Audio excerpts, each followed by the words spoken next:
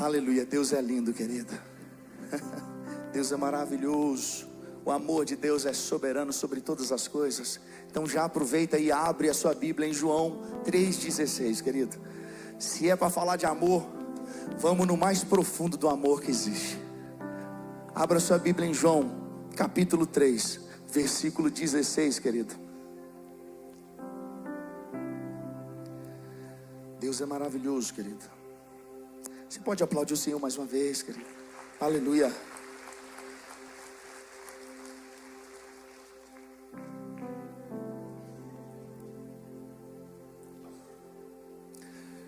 João capítulo 3, verso de número 16. Esse versículo, o problema é que não é muito conhecido não, sabe? O pessoal tem dificuldade até de encontrar. Brincadeira.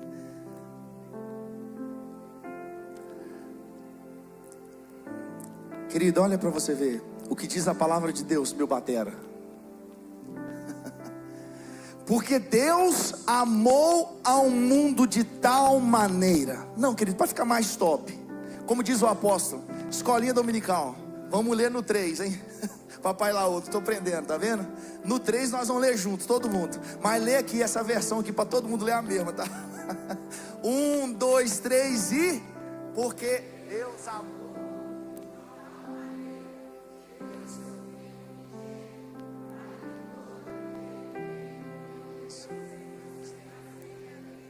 Querido, só disso aí é poderoso demais. Porque Deus amou o mundo de uma tal maneira, de uma maneira tal, de uma forma tão absurda, que Ele deu o Filho dele, o único Filho, para morrer por você, querido, para morrer por mim, para morrer por todo aquele que nele crê, para que ele não pereça, mas tenha vida eterna. Querido, já estou pregando já, viu? Deixa eu te falar, nós já estamos falando agora, nós vamos falar sobre amor.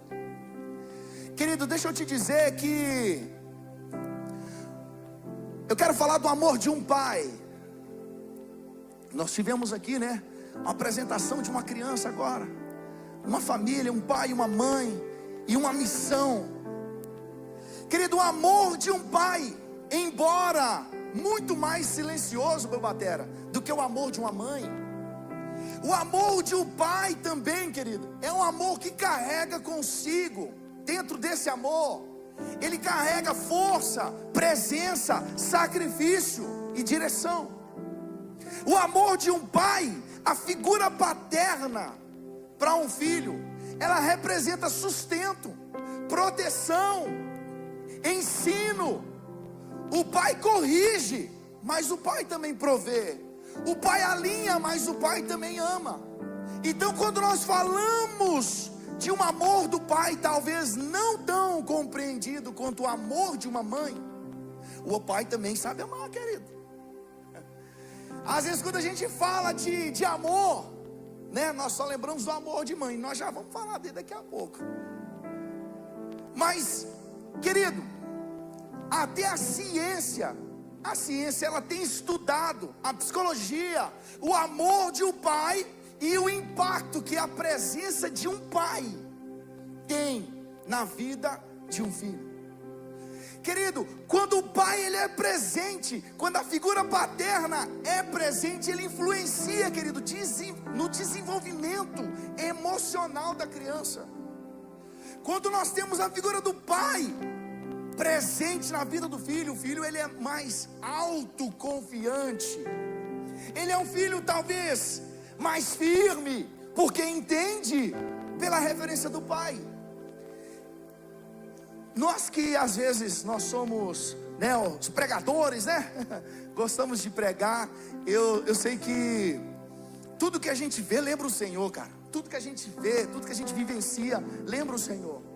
Um dia eu estava lá nos Estados Unidos ainda, no estado de Connecticut, que foi o primeiro estado que a gente moramos 2 anos lá. E a gente estava num clube lá, bem grandão, esqueci o nome desse clube, bem grandão. E o Noah nem tinha nascido, era a Samantha que era pequenininha. E tipo assim, eu tava segurando a mão da Samantha pra gente ir numa piscina de onda. Aí eu comecei a segurar ela aqui, de longe. Comecei a aproximar um pouquinho da água. Aí eu comecei a viajar, né? O pregador viaja com qualquer coisa. Emerson, a gente viaja com qualquer coisa, entendeu? Aí eu comecei a notar assim, tinha alguns pais que estavam somente olhando as crianças. Ele olhava a criança brincando, mas ele estava perto. Aí tinha um pai que estava lá dentro da água com o menino no colo. Já tinha um pai que estava lá do lado de fora da cerca, o filho estava lá dentro.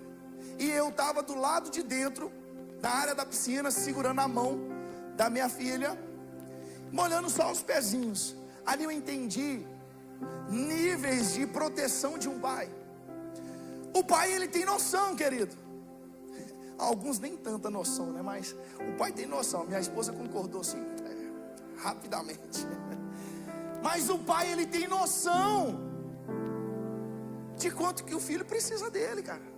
Do tanto de liberdade que ele pode dar. Por exemplo, no exemplo da piscina, eu sei se eu posso liberar ela para ir direto. Eu sei se ela consegue fazer isso sozinha. Eu sei se ela sabe nadar sem a minha supervisão. O pai também consegue compreender isso. Então, querido, o amor de um pai, ele é diferente do amor de uma mãe. Porque o pai, querido, você vê que o amor do pai é tão top.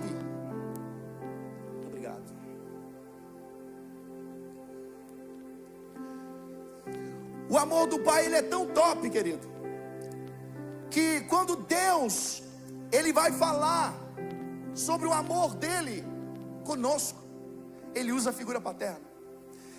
Querido, Deus, ele é juiz. O que vocês acham? Sim? Ele pode ser chamado uma figura de um general, sim. Ele pode ser considerado um rei, sim. Ele é um juiz, é um general, é um rei, sim. Mas quando ele se apresentou a você, querido, na oração, ele não falou assim, Deus Todo-Poderoso. Não, Jesus, embora ele é o Deus Todo-Poderoso, Jesus falou assim, ó, Pai nosso que estás no céu. Querido, ele nos aproximou. Um dia desses nós vamos falar sobre o Pai Nosso. Vai ser só sobre o Pai Nosso, não vai ser hoje. Mas quando Jesus ensina eles a orar e fala assim, Pai Nosso, querido, já quebra um monte de coisa. Então a figura paterna, querido, ela é sim muito importante. Só que quando se trata do amor, da figura assim mais top, o amor maior conhecido no planeta Terra, nós falamos da figura do amor de mãe. O amor de mãe é aquele amor assim, a gente vê acontecendo alguma coisa, né? Aí a mãe, embora talvez o filho, né, dê vários desgostos, a gente não quer falar do desgosto hoje, nós estamos falando do amor. Mas a mãe ainda continua amando poderosamente. Aí a gente fala assim, mas mãe é mãe também, né? Porque o amor de mãe, querido, ele é absurdo. Absurdo. O amor da mãe é de fato o amor maior que o ser humano pode compreender. E isso é em todos os aspectos da natureza, cara. O amor de mãe é bruto demais, até no reino animal. Cara, se tiver uma galinha aqui, ó, e aparecer um leão, ela luta contra o leão. Ela sabe que ela vai morrer todo mundo, mas ela não fica para trás não. Porque o amor de mãe é assim, cara. O amor de mãe é poderoso demais, querido. Quem concorda comigo aí, querido? Vejo muitas mães com a mão levantada, mas os pais também concordam, tá? Pode ficar em paz. Então, querido, o amor de mãe, até a biologia vai falar para nós. Nós temos médicos aqui, né? Biomédicos, meu Deus, né? Então, querido, se eu falar algo aqui que estiver errado, você pode até me corrigir. Mas até a biologia, ela vai dizer, cara, que a mulher, quando ela está grávida, ali, desde a concepção do bebê, entre a mulher e o bebê existe uma relação tão forte que libera um hormônio chamado hormônio do amor, que é a ocitocina. Quando a gente fala assim, né? A mulher está grávida, só está grávida. Aí no dia das mães, a gente fala assim, pode dar o dia das mães para a mãe, porque ela já é mãe, mas o pai não é pai ainda não. Fala desse jeito, né? Coitado do pai, né? Mas o amor de mãe, querido, ele é absurdo mesmo. Então a relação do filho com a mãe, até o filho ainda dentro da barriga, é algo absurdo. Se a mãe come algo ácido, o bebê responde lá no ventre, cara. Então, até, querido, no ato assim de a mãe amamentar a criança, a ciência vai dizer que existe também essa troca do hormônio do amor, enquanto a mãe amamenta a criança, cara. Que trem poderoso. Fala assim que os toques da mãe nos primeiros meses de vida da criança é tão poderoso que isso vai influenciar na forma com que a criança vai relacionar no futuro. Olha pra você ver, cara. O amor de mãe, ele é bruto demais mesmo. É impressionante, não é, querido? Não é impressionante, querido? É impressionante. O amor de mãe é impressionante. A mãe, querido, como eu disse, ela está disposta a se sacrificar pelo filho. Aí nós vamos para a Bíblia, Isaías 49:15. Você pode colocar para mim Isaías 49:15. Olha o que está escrito, querido. Nós acabamos de ver o quão poderoso e abundante, forte, protetor, intenso é o amor de uma mãe pelo seu filho. Mas em Isaías capítulo 49, versículo de número 15, diz assim: acaso pode uma mãe esquecer-se do filho que ainda mama, de sorte que não se compadeça do filho do seu ventre? Mas ainda que esta viesse a se esquecer dele, eu todavia não me esquecerei de ti. Querido, eu fiz uma introdução gigante aqui para te falar que o amor mais bruto, intenso e verdadeiro que a gente conhece, que é o amor de mãe, não se compara ao amor de Deus por você. Deus fala assim: ainda que essa mãe que ama de forma absurda, ela esqueça do filho que ainda mama, eu todavia não me esquecerei de ti. Querido, Deus, Ele eleva o padrão desse amor agora. Deus eleva o padrão, porque Ele está dizendo o seguinte: mesmo que uma mãe, ela ama de uma forma sobrenatural, a mãe, ela é falível, mas Deus, Ele é infalível, e Ele é supremo, Ele é poderoso. E ainda que a mãe se esqueça, Deus não vai se esquecer de ti. Querido, isso é muito forte, porque muitos de nós talvez sofremos traumas na nossa vida, fomos esquecidos. Vou contar um caso aqui do esquecimento que aconteceu comigo. Não sei se eu falei aqui. Já falei, amor, aqui? Você lembra? Talvez uns 10 anos atrás, meu filho mais velho está com 17 anos, Will. Eu acho que foi uns 10 anos atrás. Eu moro no bairro Ideal. Nós estávamos na Portueto do bairro Esperança. Lanchamos ali na Portueto. Meu batera, lanchamos lá o hamburgão da Portueto. Depois eles mandam o Pix para patrocínio que a gente está fazendo aqui, né? Brincadeira. E lanchamos. Na época a Lília, minha esposa, ela fazia transporte escolar. Nós tínhamos uma van, e a porta da van era automática, né? Ela apertava um botãozinho dentro do carro, a porta fechava lá atrás, aquela porta de correr da van.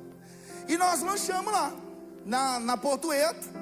E na hora de ir embora, nós atravessamos a rua, nosso carro estava do outro lado, entramos para dentro do carro e fomos embora para casa. O carro era muito grande, essa van era teto estendido, você ficava em pé lá em cima assim. Eu, grandão, conseguia ficar em pé, não encostava a cabeça no teto. E nós saímos. Eu morava no Ideal mesmo, querido. Saí de Esperança, fui para casa no Ideal. Cheguei, abri o portão, entrei para dentro de casa. Na hora que eu entrei, falei com a Lília: cadê o Will? Ela entrou aí para dentro.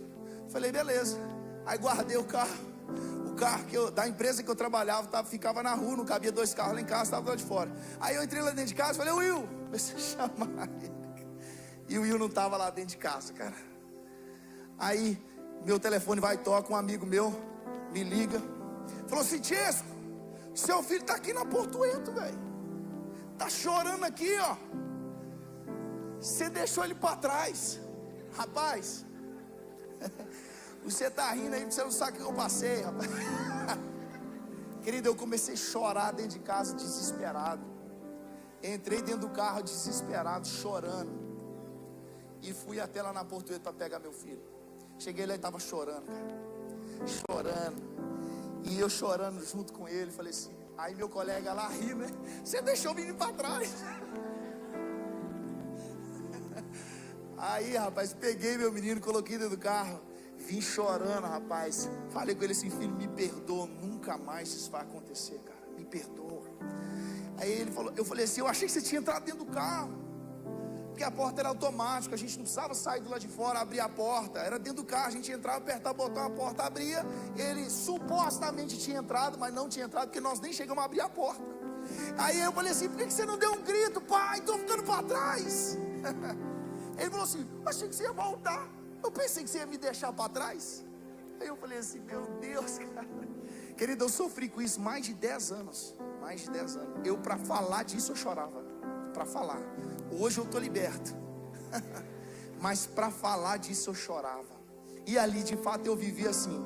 Ainda que uma mãe, embora ali a culpa foi quase que só minha, né? Mas a mãe estava junto. Mas eu estou assumindo aqui, pastorzão, a bronca. Eu larguei o menino para trás. E aí eu consegui entender e viver na prática. Ainda que uma mãe se esqueça do filho que ainda mama, eu não me esquecerei de ti.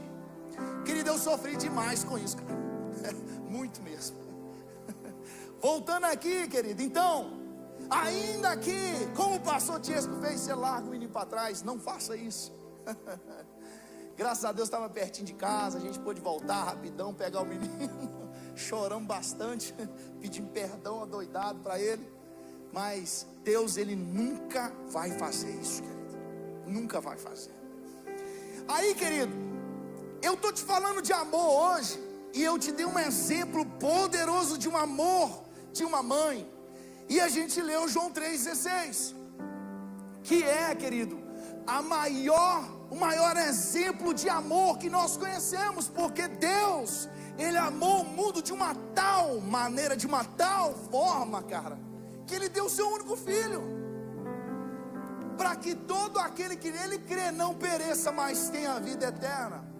Só que, querido, se a gente não entender do que Deus livrou a gente, nós nunca vamos compreender a grandeza da graça de Deus. A gente estava falando no culto dos jovens ontem, e eu estou vendo aqui muitos jovens, viu, querido? Ontem tinha pouquinho lá, viu? Se essa galera toda animar aqui, o campus não cabe não, hein? Fica a dica aí, viu, jovens? Querido, mas deixa eu te dizer, às vezes eu sou muito bom para apontar um pecado de alguém, porque eu não tenho tendência a esse pecado. Por exemplo, eu não tenho tendência, sei lá, a ser um cara mentiroso, mas eu não tenho misericórdia de quem é mentiroso. Eu falo assim, cara, você é mentiroso, tem que ser liberto disso. Só que eu vejo pornografia, aí eu quero ter misericórdia de quem tem um pecado igual ao meu, porque esse pecado eu tenho também. Aí eu tenho misericórdia desse cara. Fala, não, mas a gente tem que entender. A gente tem que entender, orar, tá junto. Mas o cara que é mentiroso, irmão, você tem que mudar de vida, cara. Eu tenho misericórdia daquele pecado que me afugenta também. Mas aquele que eu estou livre, eu sou o juiz supremo sobre ele. Aí, quando a gente fala de Jesus, quando eu falo aqui que você não consegue compreender na totalidade o amor de Deus, se você não entender de onde você foi tirado, velho. Aí você já viu aqueles caras que é apaixonado demais por Jesus? Pastor Alexandre, que esse cara aqui, o cara tá queimando aqui, você fala assim, caraca, velho, queria ser igual esse cara. Mas esse cara você não sabe de onde Deus tirou. Às vezes esse cara era um prostituto perdido, morava na rua, não tinha família, foi violentado, a gente não sabe a história desse cara. Ele sabe o que Deus fez por ele. Aí ele dá valor ao amor. Aí talvez o pastor Tiesco foi nascido e criado no Evangelho, pastor Alexandre. Eu não consigo compreender na totalidade o amor de Deus, porque supostamente eu não fui tirado da lama. Tipo isso. Querido, mas deixa eu te dizer, o amor de Deus, Ele é igual para todo mundo. Ele é igual para todo mundo. Aí quando a gente entende a severidade da lei, nós vamos entender o que Deus fez por nós, e a gente vai entender o quão grande é o amor de Deus. E nós vamos ler João 3,16 diferente, cara. Que aí quando você lê assim, porque Deus amou o mundo de uma tal maneira, aí você começa a pensar, cara, tal maneira, que maneira que é essa? É absurdo, querido. Aí, se você entender a lei, querido, a lei dada por Deus a Moisés, a gente não vai ter tempo de entrar aqui nos milímetros disso, querido, mas deixa eu te dizer, a lei que Deus deu a Moisés só servia para mostrar ao homem o quão pecador ele era, e que o homem não tinha condição de fazer nada por si mesmo, e que porque a lei ela demonstrava o caráter de Deus, e o homem era incapaz de cumprir o padrão de Deus se não tivesse graça junto. A lei não tinha graça, querida, a lei era lei. O homem não conseguia cumprir o padrão de Deus, querido, porque a lei representava o caráter de Deus. Então, quem não cumpria a lei, querido, ele era tido como um demônio quase. Era amaldiçoado, era maldito quem não cumprisse a lei. A lei, querido, ela só tinha a necessidade de mostrar que você era pecador e que você não podia fazer nada para evitar ser um pecador. A lei mostrava para você que você precisava de um Salvador, mas ela não te propunha te dar esse Salvador. A lei só mostrava o quão podre nós éramos. Eu lembro uma vez que eu participei de um debate teológico. Não era debate, o programa era de debate teológico, mas eu participei só de uma entrevista. E eu morava lá, morava nos Estados Unidos ainda. A gente fez essa entrevista online. E o programa do debate teológico falava sobre coach. Querido, eu não estou falando de coach aqui não, viu? Só escuta o que eu estou falando aqui. Vai me perdoando aí, pastor William. Pastor William está aqui para... Pastor William, você está ali, ele já bate o olho assim, ó. Eu já sei. Nesse programa falava sobre conduzir a igreja com técnicas coach. O coach, querido, é necessário. Coach é top demais, é necessário. É uma profissão que está em alta, é top demais, é necessário. Se você tem na sua empresa, top demais. Se você é coach, continue, querido, se torne o melhor na sua área. Mas não se conduz uma igreja com técnicas coach. E nesse debate eu falei assim, eu sou leigo, tá, querido? Eu falei assim, a função do coach, ela vai contra as primícias bíblicas no sentido, pastor Maico. O coach, ele precisa pegar a sua fraqueza, a sua dificuldade, e ele vai te fazer isso se tornar uma energia para você. Ele vai te pôr para cima, ele vai te mostrar o quanto você é bom e o quanto você tem para queimar e ser bom. O evangelho, ele põe nós para baixo, mostrando o quão pó nós somos, nós não somos nada. Então diverge. O coach, ele vai te pôr, queridos, mais uma vez, eu não estou falando contra os coaches aqui. Não estou falando nada disso. Me perdoa, não me cerca ali depois no final não. Pastor Maicon vai me ajudar. Não deixa eles me cercar não, pastor. Você me salva ali. Eu estou te falando o seguinte, querido. O evangelho, ele mostra para você o quão pobre você é, no sentido que você não pode fazer nada por você. Você necessita de um Salvador. Você precisa de um Salvador. Eu gosto de um exemplo também da lei da graça. A lei, querida, era assim, ó. Ela te mostrava um monte, e ela falava assim, isso é a lei. A lei apontava e falava assim, você tem que chegar lá naquele monte lá no topo daquele monte, longe lá. Isso era a lei. Só que ela não te mostrava como você ia chegar lá. A graça, ela te pega pela mão e te leva até lá. A graça é representada por Jesus. Aí, querido, então, quando você não entende do que você foi salvo, quando nós falamos da lei, você não consegue compreender de onde Deus tirou e quão grande é o amor dele, porque você nem sabe o que te esperava. Querido, você já pensou o tanto de livramento que você tem diariamente e você nem sabe? Talvez um atraso que você teve, querido, foi um livramento, que poderia acontecer um acidente, você nem sabe, mas Deus está te livrando todo dia. Querido, Salmo 127, e o Salmo 128 é o Salmo da família, mas o Salmo 127 também fala da família. E ele vai falar assim: inútil vos será levantar cedo, dormir tarde.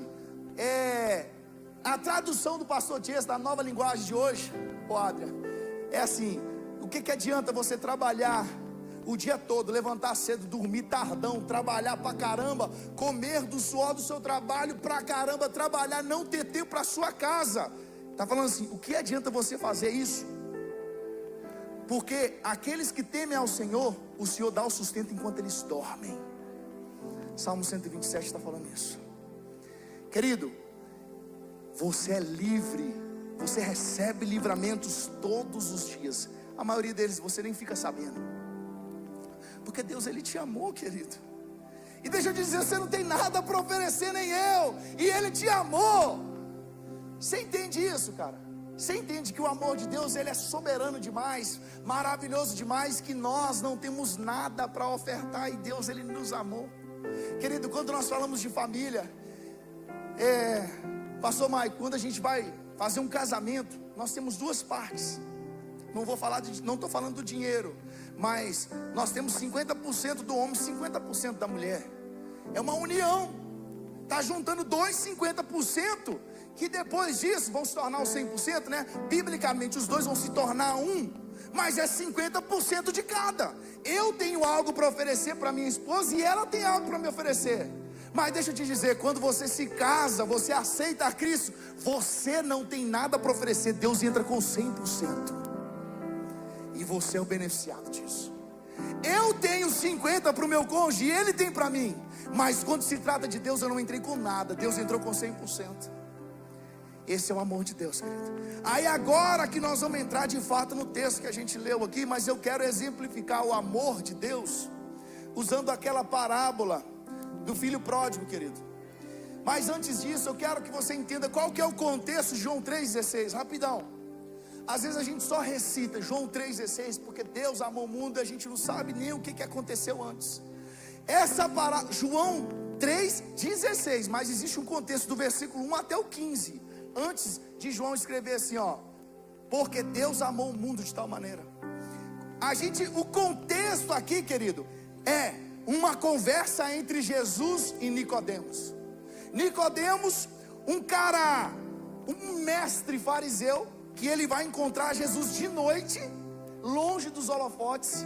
Aí a gente já começa a entender alguma coisa. Por que ele procurou Jesus no findar do dia, longe dos holofotes? Porque Jesus não era aceito pelos fariseus. E Nicodemos, ele chega e fala assim: não é possível alguém não ser de Deus e operar os milagres que o Senhor faz. E ele quis se encontrar com Jesus. Aí Jesus vai começar a falar para Nicodemos, lembrando uma história do Antigo Testamento, que estava lá em Números, capítulo de 21, onde o povo ele peca contra o Senhor. O povo ele se corrompe diante do Senhor, e Deus manda uma serpente, e essa serpente começa a picar o povo. É picar ou morder que a serpente faz? Ela pica ou morde, hein? Não sei, ela boca, né? A serpente começou a pegar o povo, e todo mundo que era picado pela semente morria, querido. Aí o povo começou a vir a Moisés, falou assim: Moisés, ora por nós, porque tem um monte de serpentes, elas estão picando a gente, nós estamos morrendo. Aí Moisés vai e ora ao Senhor. Aí o Senhor fala assim: Moisés, pega uma serpente de bronze, levanta ela como se fosse numa cruz, e todo mundo que for picado pela serpente vai passar e olhar para essa serpente de bronze. Todo mundo que olhar para essa serpente vai ser curado. As pessoas tinham que passar e olhar para aquela serpente, que elas seriam curadas. Aí esse era o contexto da conversa entre Jesus e Nicodemos. Aí Jesus fala assim, porque Deus amou o mundo de tal maneira, daquela mesma forma, eu represento essa serpente na cruz. E aqueles que olharem para mim, aqueles que creem em mim, eles não vão morrer, eles vão ter vida eterna. Esse é o contexto de João 3,16. Teve uma conversa entre Nicodemos e Jesus. Aí eu quero agora, querido, trazer uma aplicação dentro da história do filho pródigo. E prepara aí, querido, prepara aí que nós ainda temos tempo de dar uma voada ainda, hein? Em nome de Jesus. Você pode aplaudir o Senhor aí, querido? Em nome de Jesus.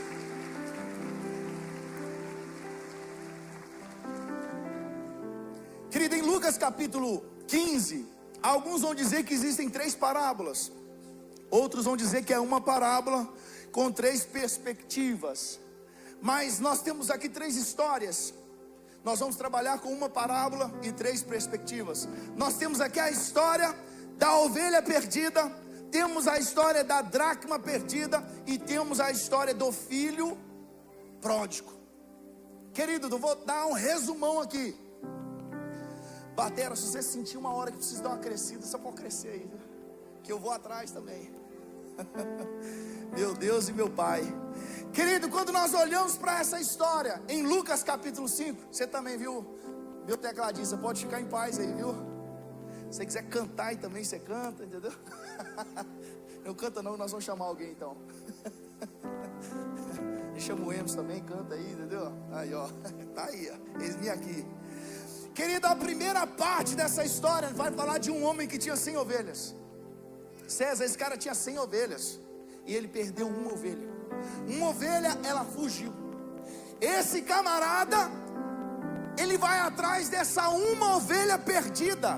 Querido, olha isso, ele tinha 100 ovelhas, 100, e ele perdeu uma. Isso, na matemática, é o que? 1%. Ele tinha 100, ele perdeu 1%. Ele perdeu uma ovelha. Aí, a próxima história vai falar da dracma perdida. Uma mulher que tinha 10 dracmas. Ela tinha 10 dracmas, que era moeda. Ela tinha 10 moedas e ela perdeu uma moeda. Essa mulher, pela matemática, ela perdeu 10%. O cara que tinha 100 perdeu uma, ele perdeu 1%. Essa mulher, ela tinha 10 moedas e ela perdeu uma, ela perdeu 10% da moeda. E vai falar, e essa mulher começou a procurar essa moeda. O cara que perdeu uma ovelha procurou essa uma ovelha. A mulher que perdeu uma moeda começou a procurar a moeda. E o cara que perdeu agora, um cara que tinha 2 filhos. Ele tinha 2 filhos e ele perdeu um dos filhos. Ele perdeu no sentido que esse filho sai de casa. Se a gente trazer para a matemática, ele perdeu 50% do que ele tinha.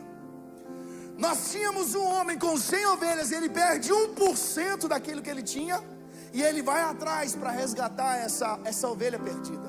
Nós temos uma mulher que perdeu uma moeda. Ela tinha 10, ela perdeu 10% do que ela tinha. E ela revirou a casa inteira para encontrar essa moeda. E nós temos um cara com 2 filhos e ele perde um dos filhos. Ou seja, ele perdeu 50% que ele tinha. E esse cara não vai atrás do filho que ele perdeu. Pastor, por que isso? Por que isso? Querido, quando a gente fala aqui sobre a porcentagem, deixa eu te dizer, nós temos que entender que dentro da igreja, querido, nós temos níveis de pessoas perdidas, níveis de pessoas comprometidas, níveis de relacionamento com Deus. Isso é dentro da igreja, querido.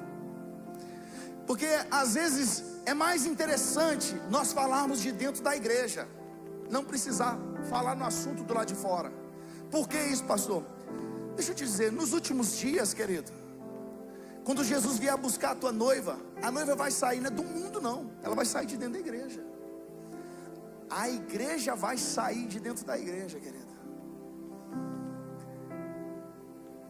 Quando a gente olha aqui níveis de relacionamento e níveis de perdidos dentro da igreja, vamos assim dizer, trazendo para a história aqui, nós temos um homem que perdeu uma ovelha. Ele perdeu uma ovelha. A ovelha estava perdida, ela não sabia, cara. Ela não sabia como que ela ia voltar para casa, ela está perdida, é um animal. Aí ele deixa 99 em segurança e ele vai buscar essa uma. Sabia, a ovelha sabia que estava perdida, mas ela não sabia voltar. Não sei se vocês viram um videozinho outro dia que apareceu no Instagram. Uma ovelha meio que dormindo assim, ó. Aí o não sei se era o pastor, né? E começou a chamar a ovelha lá. E a ovelha cochilando assim, sabe? Aí parecia que ela estava até morta. Aí ele, fulano, esqueci o nome da ovelha. Começou a chamar a ovelha. Na hora que a ovelha abriu o olho, ela viu que não tinha nenhuma perto dela. Ela viu as ovelhas de longe, saiu correndo e encontrou com as outras. Mas nesse caso da parábola, a ovelha estava perdida. Ela sabia que estava perdida, mas ela não sabia voltar. Então era necessário que o dono saísse para buscar. Ele sai para buscar. Aí nós temos agora a mulher que tinha 10 moedas e ela perde uma moeda. A moeda é um objeto, querido. É um objeto. Se você não encontrar, vai ficar perdido. É um objeto inanimado, não se movimenta. E ela precisava buscar também. Mas agora nós temos um homem que perde um dos filhos, que um filho pediu a parte da herança para ir embora. Por que esse homem não foi buscar? Provavelmente porque o filho sabia o caminho de volta. Provérbios vai dizer assim: ensina o menino no caminho, não é o caminho. Presta atenção. Ensina o menino no caminho. Até quando ele for grande ou quando ele for velho, ele não vai se desviar dele. É ensinar no caminho. Querido, eu não ensino o caminho e ando no mato, não. Eu não ensino meu filho assim, ó, respeita a sua mãe, mas na primeira oportunidade que eu tenho, eu grito com ela. Não faz sentido. Ó, você não pode fumar, nem beber, nem se drogar, mas o pai está drogado, bêbado e fedendo cigarro o tempo inteiro. Como que é isso? Isso é ensinar o caminho. Você ensina o caminho, mas anda no mato. Ensinar no caminho é caminhando junto, sendo exemplo. Você está aqui comigo, querido? Então, o pai, ele não buscou o filho, porque o filho de fato sabia o caminho de volta. Querido, vamos cortar um pouquinho aqui. Nós vamos entrar na parábola, mas vamos abreviar algumas coisas aqui. Eu queria que o louvor ficasse aqui em cima comigo aqui, se fosse possível.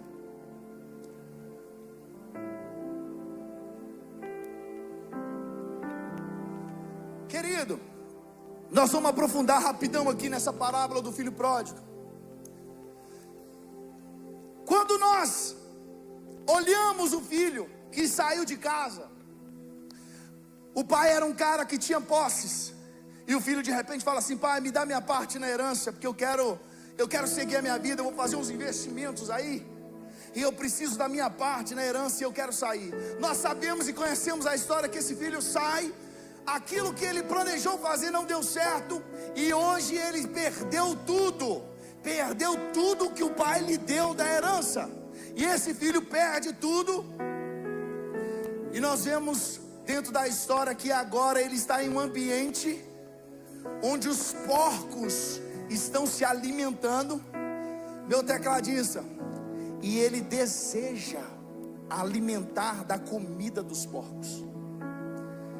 Imagina, querido, um cara que sai da casa do pai, onde ele sabia todo o conforto que ele tinha, tudo que o pai tinha para oferecer, todo o cuidado, a proteção e o conforto. Ele sai de casa e ele está agora no ambiente cercado de porcos, e ele não tinha nem o que comer. Ele olha para a comida dos porcos e ele deseja se alimentar daquela comida, porque ele não tinha o que comer.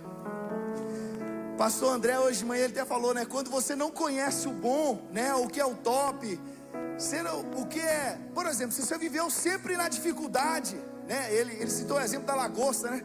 Você não sente saudade de comer lagosta se você nunca comeu, né? Aí você, agora se você conheceu o que é bom, é difícil você voltar para o mais ou menos. É difícil. Mas imagina esse filho que viveu dentro da casa do pai, comeu na mesa do pai, sabia tudo que o pai tinha para oferecer. Agora ele está dentro de um lugar cheio de porcos, tendo a ambição de comer a comida dos porcos. Aí a Bíblia vai dizer que esse filho lá dentro, cara, lá dentro, ele faz toda uma história na cabeça dele, pastor Alexandre. Ele começa a pensar assim, cara, vou voltar, ô bispo. Ele começa a pensar assim, vou voltar lá para a casa do meu pai. Ele começa a criar uma história dentro da cabeça dele, porque ele vai voltar para casa e ele precisa ter uma história para contar para o pai dele, na hora que ele for voltar. Ele fala assim, vou lá, vou falar com meu pai assim, pai, eu pequei contra o Senhor, eu sei que eu não sou digno mais de ser seu filho, mas pelo menos me receba como funcionário. Porque ele pensou assim, os funcionários do meu pai vivem melhor do que eu, eles têm mais fartura do que eu, então Ele ensaiou todo um discurso para ele chegar e contar para o pai dele. Aí, só que a Bíblia vai dizer que quando ele decide encontrar com o pai dele, ele vai encontrar o pai dele.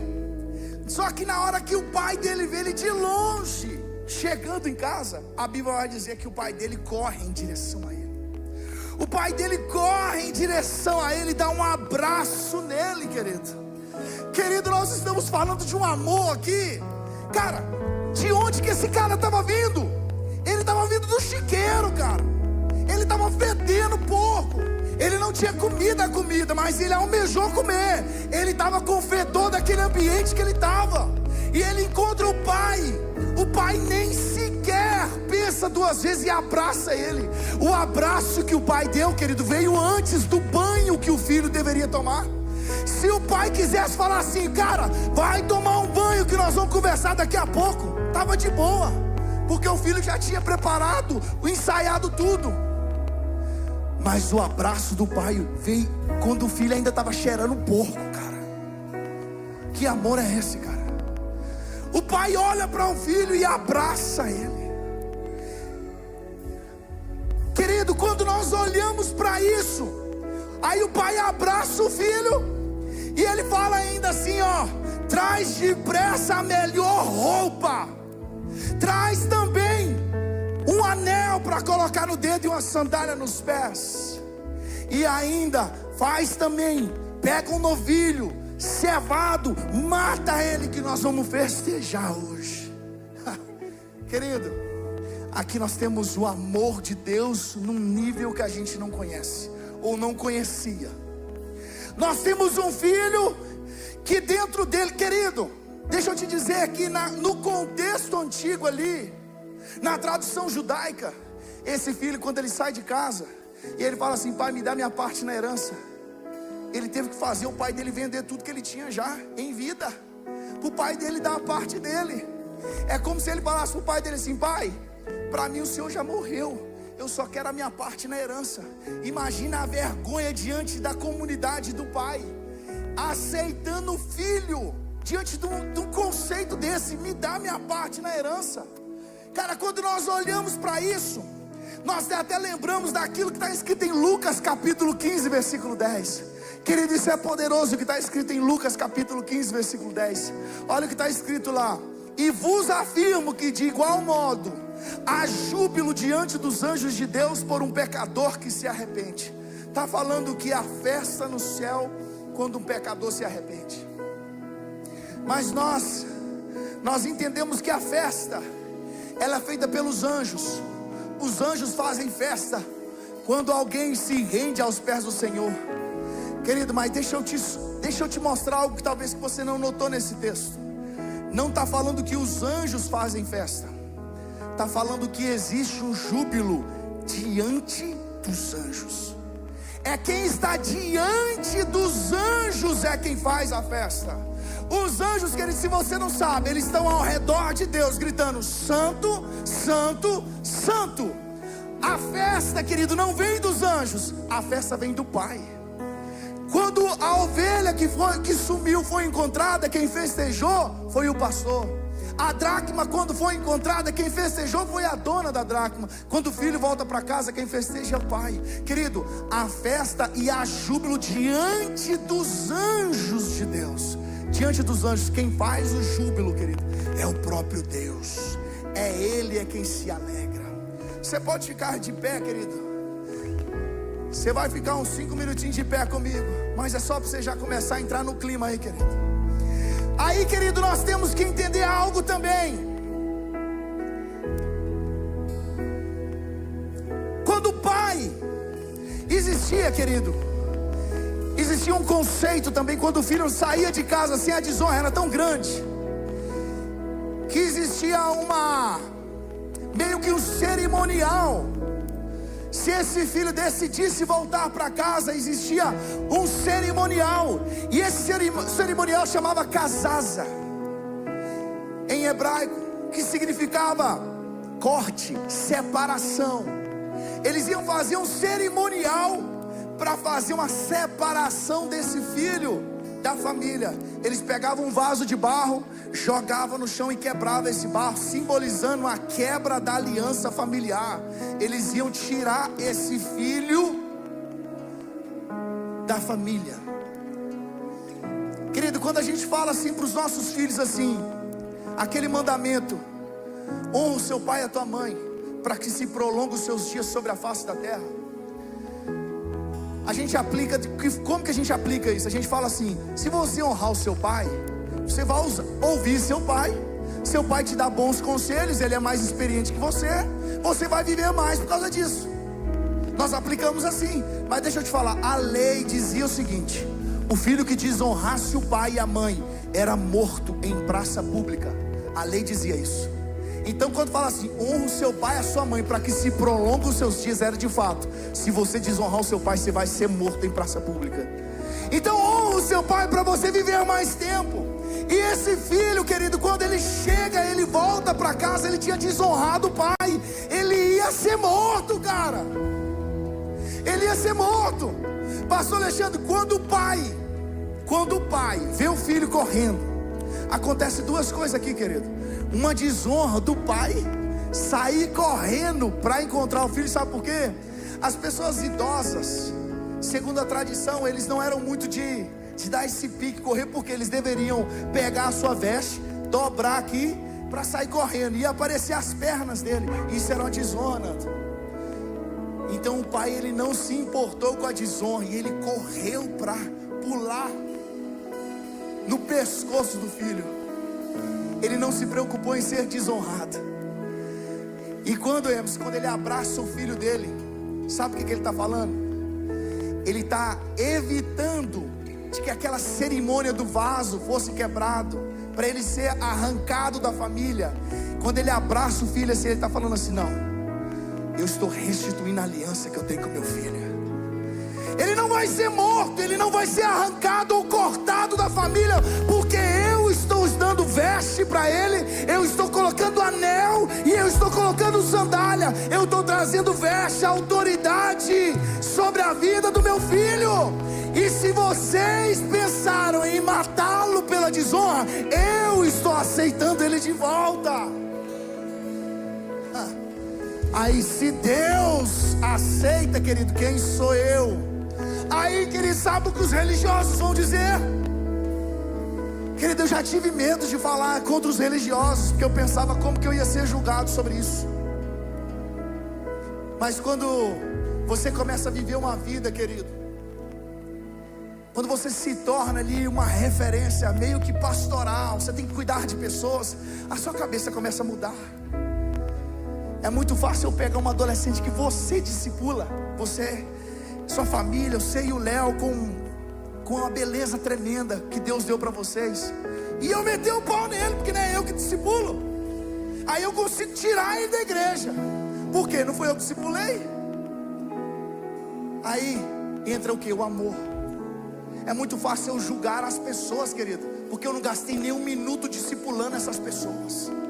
É fácil eu julgar uma ovelha que eu nunca tirei um carrapicho dela lá. Fácil demais. Moleza.